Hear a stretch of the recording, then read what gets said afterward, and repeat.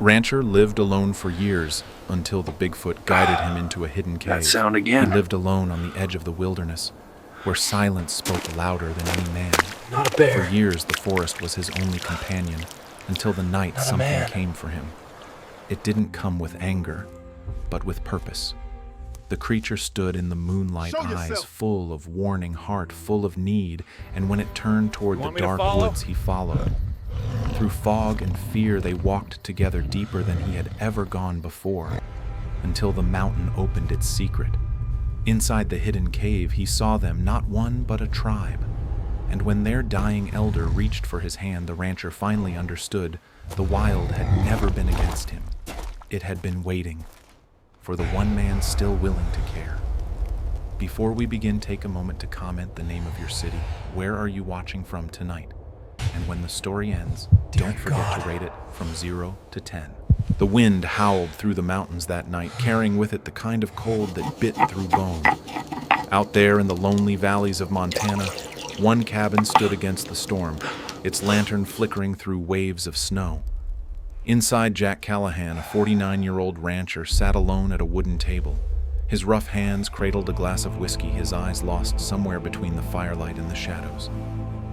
The old clock on the wall ticked without mercy, a sound he had come to know too well. Jack had buried his wife 12 winters ago. His son, 5 years later, taken by a hunting accident that he blamed himself for. Since then, he'd chosen silence.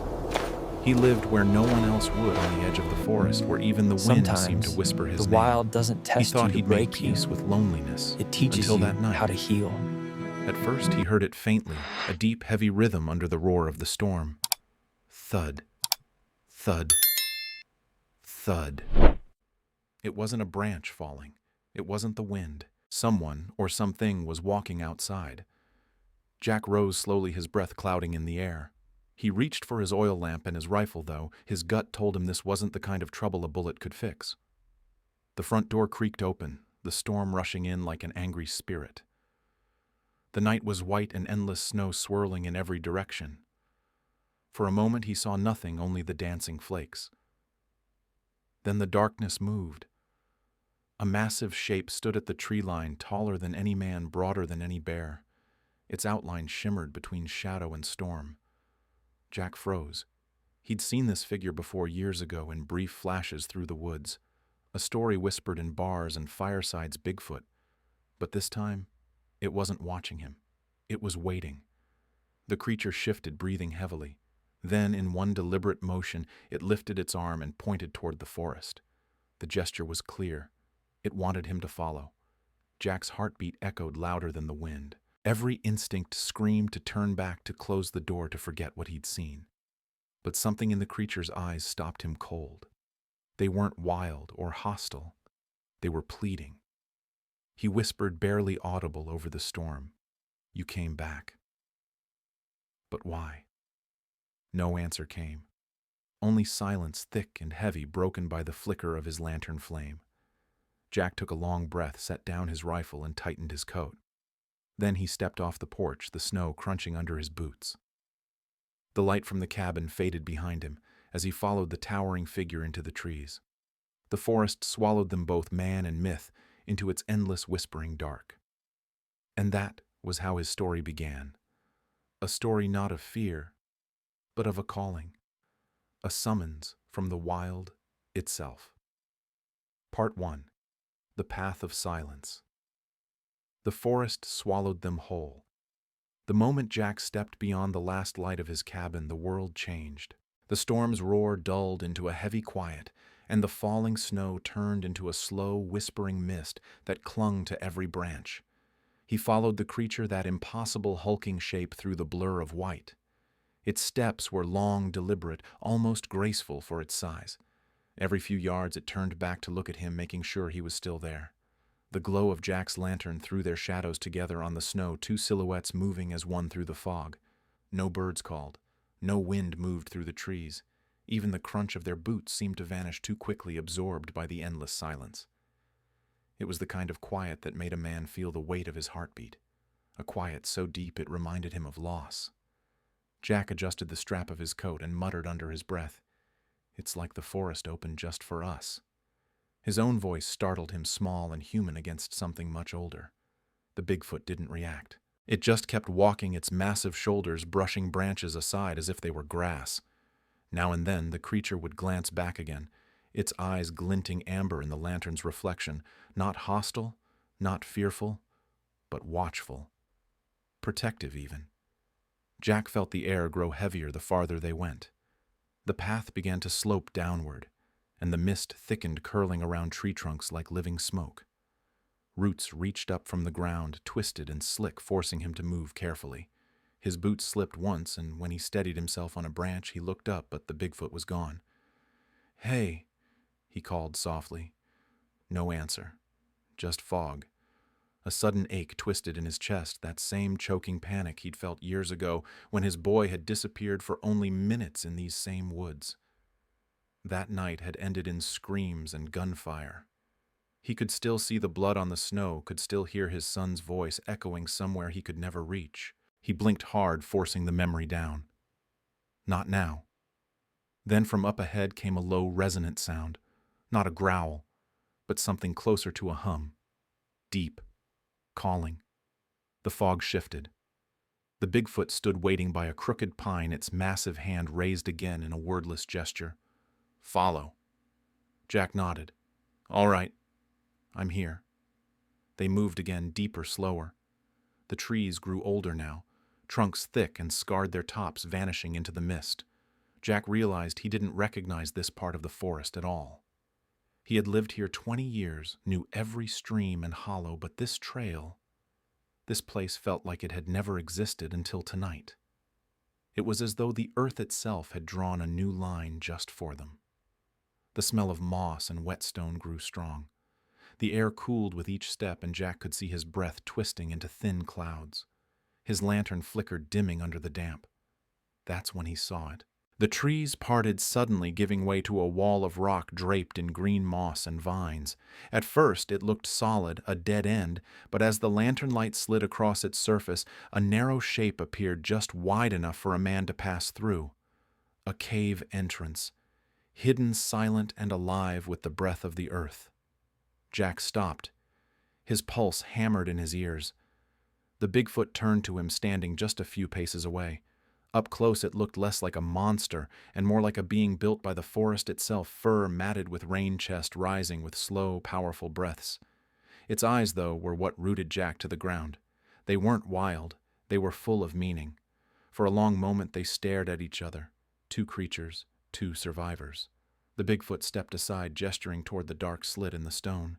Its great hand rose, palm open, then lowered slowly to its chest in a motion that spoke louder than words. "Trust me." Jack swallowed hard. His hand trembled around the lantern handle. "You want me to go in first?" he whispered. The Bigfoot gave the smallest nod. A faint gust drifted from the cave, cool and ancient, carrying the scent of damp earth, and something else, something faintly sweet like decay, mixed with pine. It felt like the breath of time itself. Jack hesitated. Every instinct told him to turn back, to run to the safety of his cabin, close the door, pour another drink, and pretend this never happened. But behind that fear, something deeper stirred. A quiet voice inside him, the same one that had pushed him to keep walking when life fell apart, whispered, "Now maybe this is what you've been waiting for." He took a slow breath, eyes never leaving the creature's face. "All right then," he murmured, his voice barely more than a sigh. "Let's see what you're trying to show me." The Bigfoot stepped back, lowering its head slightly as though granting him passage. Jack lifted the lantern higher, and its weak flame flickered against the wet rock. The entrance yawned open before him, a mouth of darkness waiting to swallow his fear. He took one last glance at the forest behind him. The mist had grown thicker now, erasing all traces of the path they had walked. There was no going back. With a final breath, Jack stepped forward. The sound of his boots echoed softly against the stone walls as he crossed the threshold. The Bigfoot followed, silent and sure. And as the light disappeared behind them, the world above went still again, leaving only the fog, the snow, and the faint memory of two figures walking into the heart of the unknown. That night the forest didn't just hide its secrets. It opened them. Part 2. The Tribe in the Dark. The air inside the cave was thick damp with the scent of earth moss and time itself. Each step Jack took echoed softly, swallowed almost instantly by the stone walls.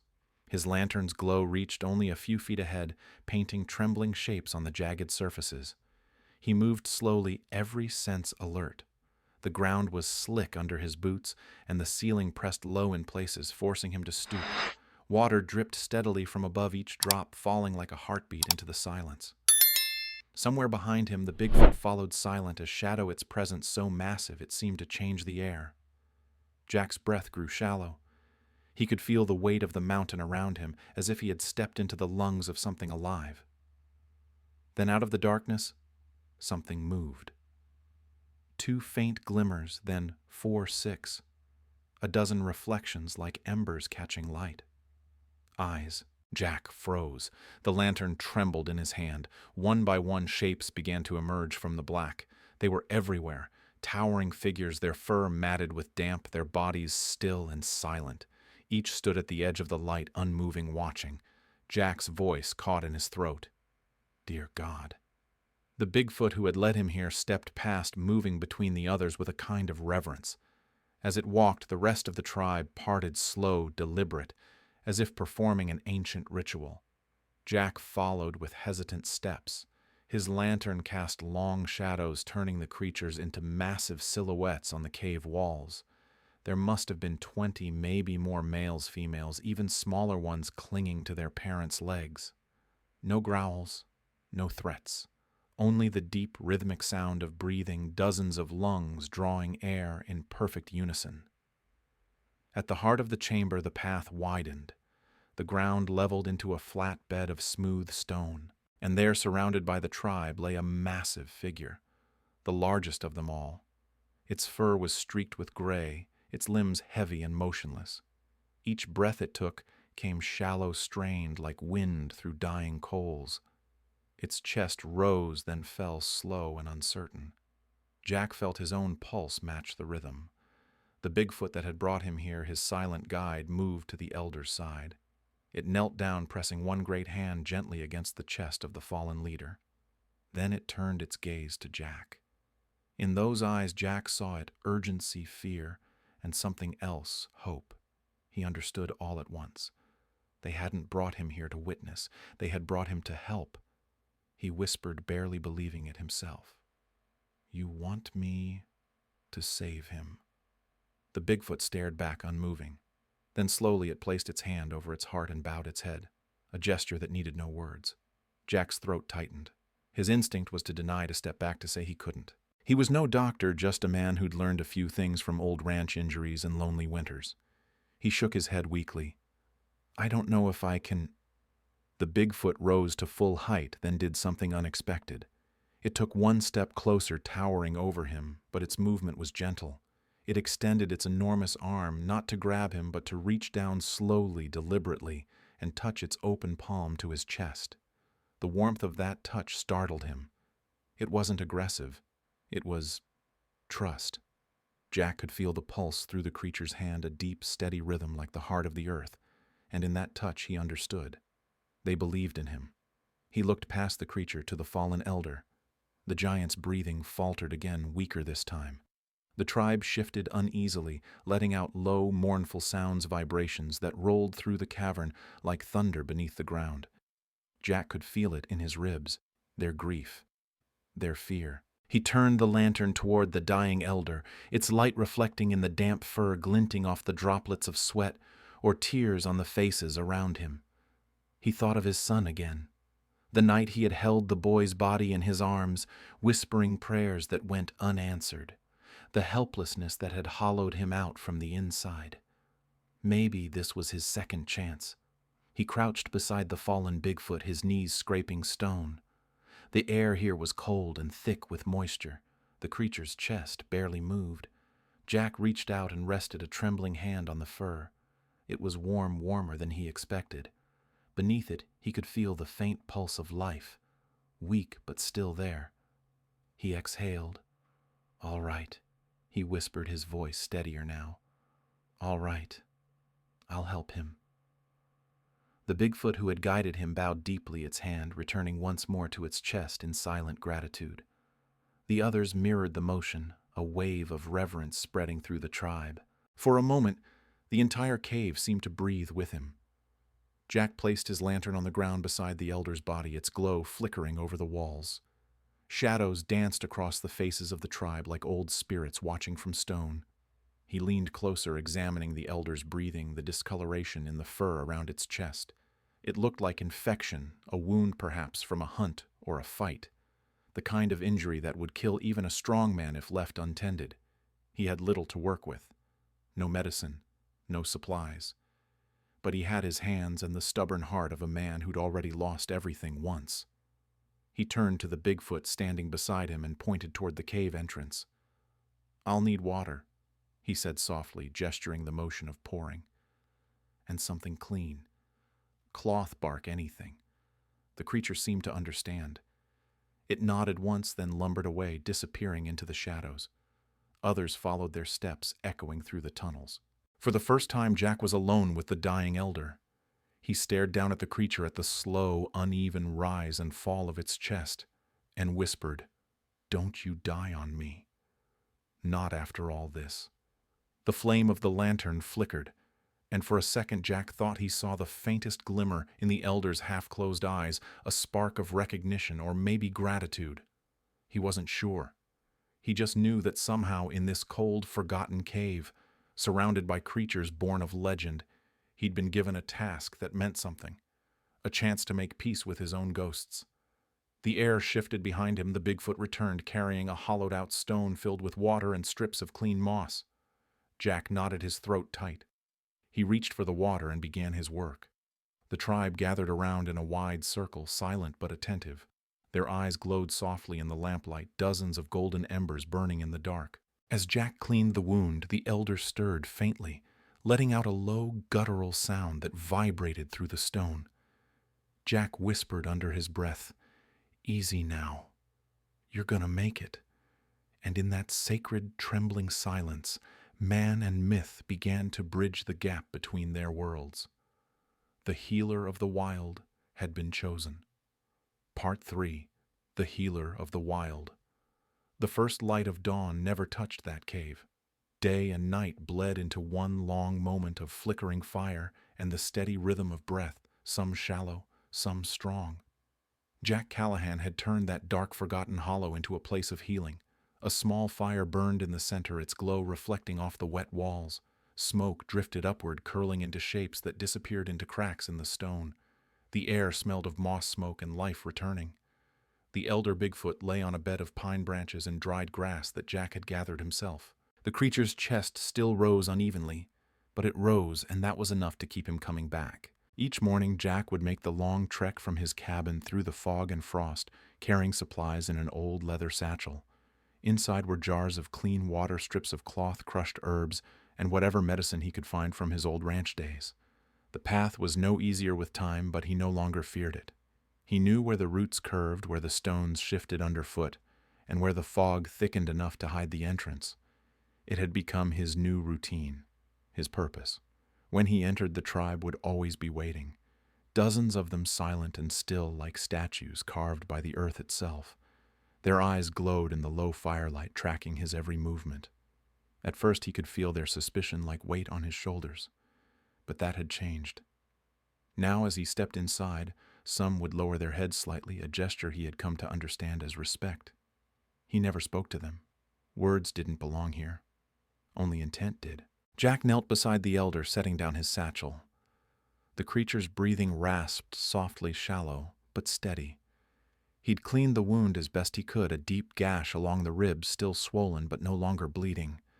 He poured water over the area, his rough hands moving carefully steady.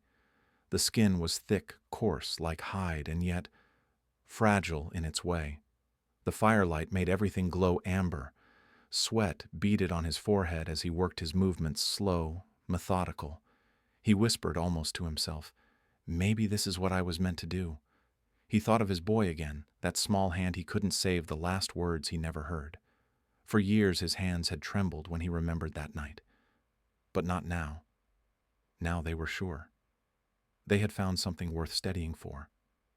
When he wrapped the final strip of cloth around the elder's chest, he sat back exhausted but strangely calm. The Bigfoot who had guided him, the same one who stood guard every night, gave a low rumble, deep and resonant. It wasn't a growl, it was approval. Jack smiled faintly. Yeah, I think he's going to make it. Days passed. Outside, the snow melted, giving way to misty mornings and dripping trees. Inside, time had no meaning. The tribe never left, not fully. They would vanish into the tunnels by night and return by dawn, bringing food, water, and herbs Jack didn't recognize. He began to learn their rhythm, the way they communicated without sound. A tilt of the head, a low hum, a soft tap to the chest. Each motion carried more meaning than speech ever could. One afternoon, while mixing crushed leaves into water, Jack looked up and realized a smaller Bigfoot, a young one barely to his chest, was watching from behind a stone column. Its wide eyes blinked curiously. When Jack smiled, the little one ducked away, only to peek back again a moment later. He chuckled softly. "You remind me of my boy." For the first time in years, the words didn't hurt. The elder's recovery was slow but visible. His breathing grew deeper. His muscles tensed and relaxed instead of lying limp. He could drink on his own, now small sips at a time, and his eyes, those ancient dark eyes, began to open for longer moments. Every time they met Jack's gaze, it was like looking into a living history, centuries of solitude, of survival, of unseen wisdom. The tribe felt it too. Whenever the elder stirred, they gathered closer, their heads lowering in quiet reverence. That night, as the fire burned low, Jack sat by the elder's side, watching the flames dance across the cave walls. His voice came out low, almost a prayer. "You know, I don't think this is just about saving your life. I think you were meant to save mine." The air seemed to listen. He leaned back against the cold stone, exhaustion pulling at his eyes. The steady sound of the elder's breathing lulled him into half-sleep, the kind that doesn't rest the body but soothes the soul. He dreamed of open fields of laughter, of his son running through tall grass. When he awoke, he was smiling for the first time in years. The following morning, something changed. As he unwrapped the elder's bandages to clean the wound, he felt movement beneath his hands. A faint tremor, then a stronger one. Jack froze, eyes widening. The elder's massive hand, the same one that had lain lifeless for days, twitched, then slowly lifted. He reached out instinctively, grasping it gently. The hand was enormous, calloused and rough with age, but in its slow motion, there was intent. It turned just enough for the fingers to close weakly around his wrist. Jack swallowed hard. His throat tightened.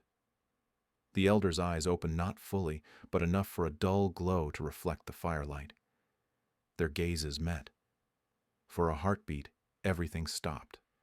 The whispers, the wind through the tunnels, even Jack's own breath. It was as if the entire world had narrowed to that single touch.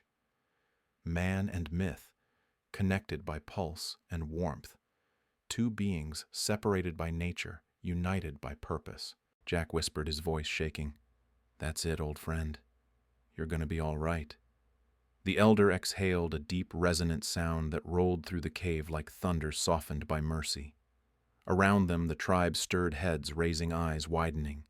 Some began to hum low and deep, the sound echoing through the stone like the song of the earth itself. Jack looked around in awe. The sound wasn't sorrow this time. It was hope. He squeezed the elder's hand gently, feeling that faint but steady heartbeat against his skin. For the first time in a long, long while, he didn't feel like a ghost among the living. He felt seen, needed, whole. The Bigfoot's grip loosened, but the message remained clear. Gratitude, trust, a bond born in silence. Jack sat there, eyes glistening in the dim firelight, and whispered the truth he had carried all his life but never spoken aloud. Maybe this is what I was meant to do. The tribe's song swelled softly around him, echoing off every wall. And in that cavern, carved by time and silence, the wild itself began to heal. Part 4. The Awakening of the Tribe. Morning came slowly to the mountains, creeping in like a secret. The forest outside the cave was wrapped in a silver mist, the kind that turned every breath into a prayer. Inside, the fire had burned low, just embers now glowing faintly red beneath thin curls of smoke. Jack Callahan sat where he had spent the last few nights cross-legged on the cold stone, watching over the elder Bigfoot. His body ached, his hands were cracked, and his eyes stung from lack of sleep. Yet in his chest there was peace, the quiet, steady kind that follows surrender. The air shifted. A sound, soft, deep alive, broke the stillness. Jack looked up.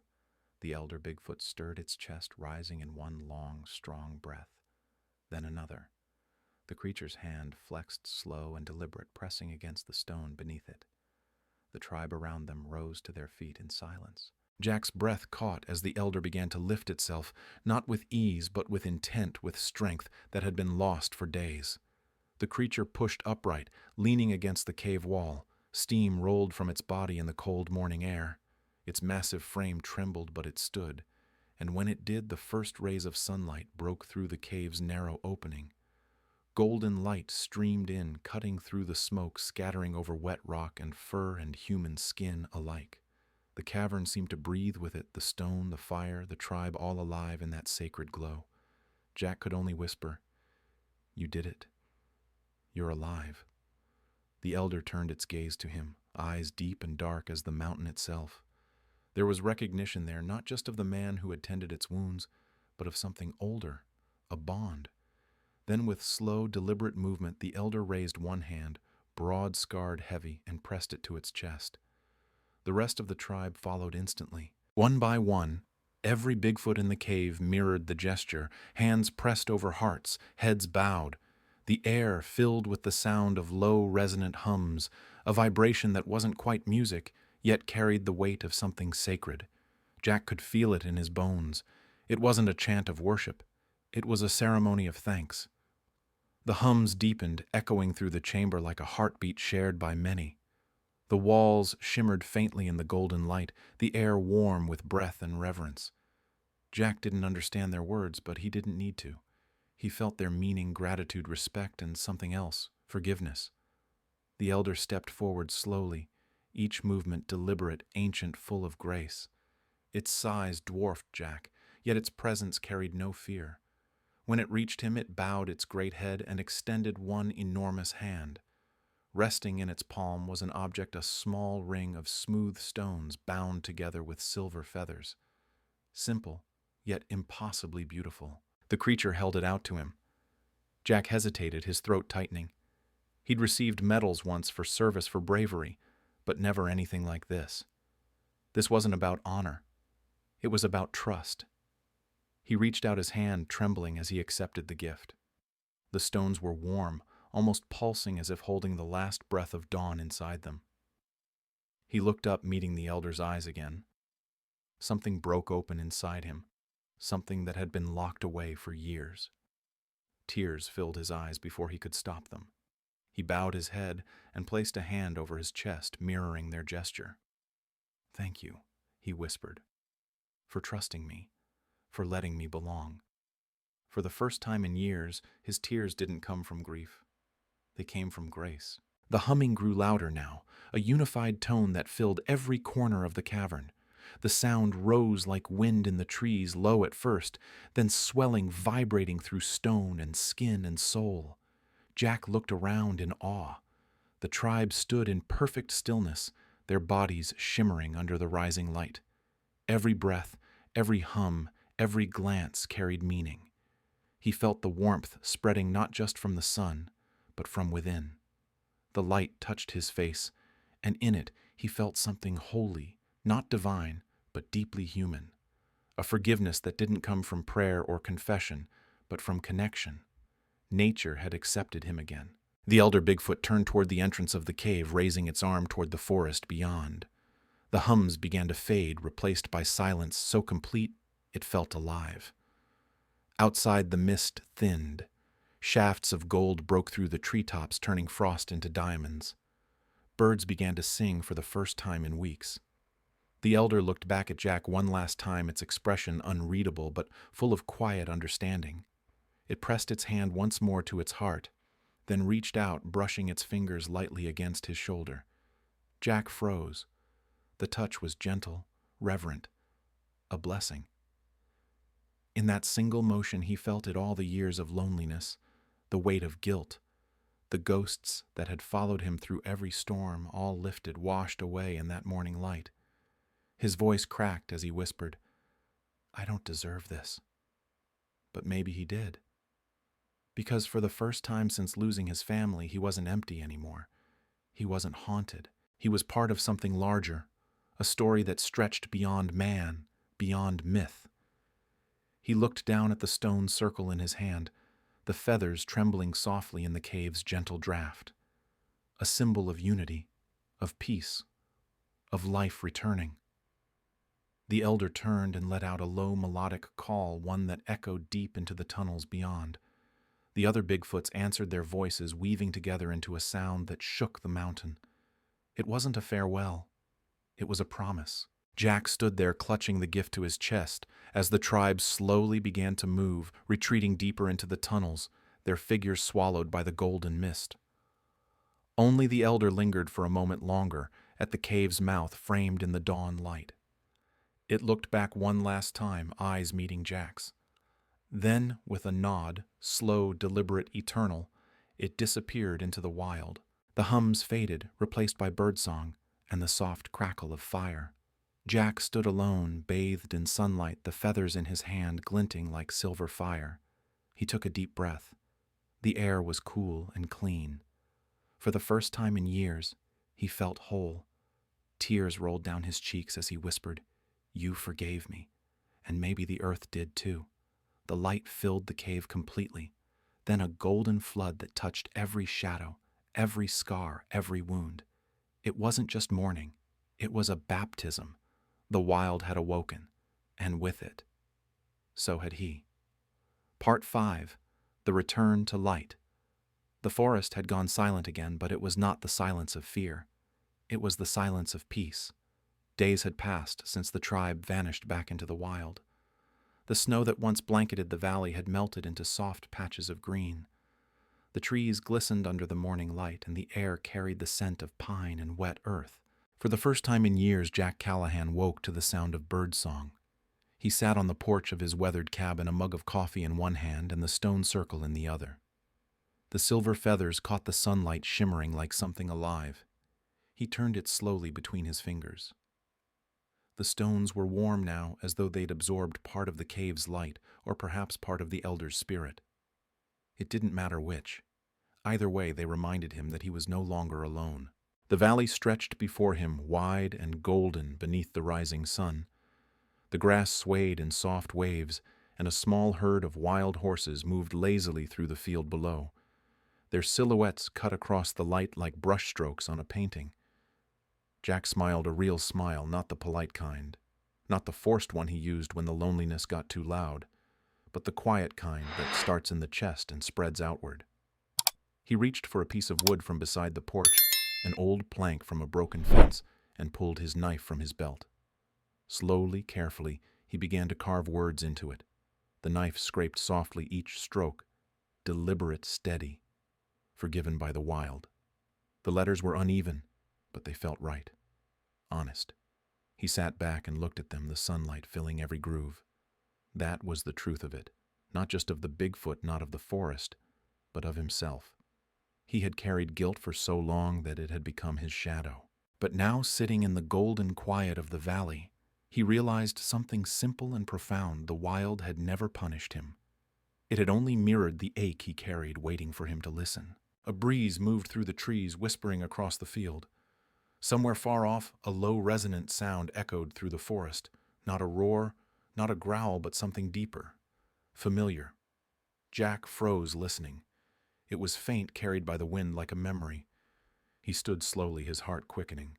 The sound came again, a low hum rolling through the air, the same tone he'd heard in the cave when the tribe had bowed their heads in thanks.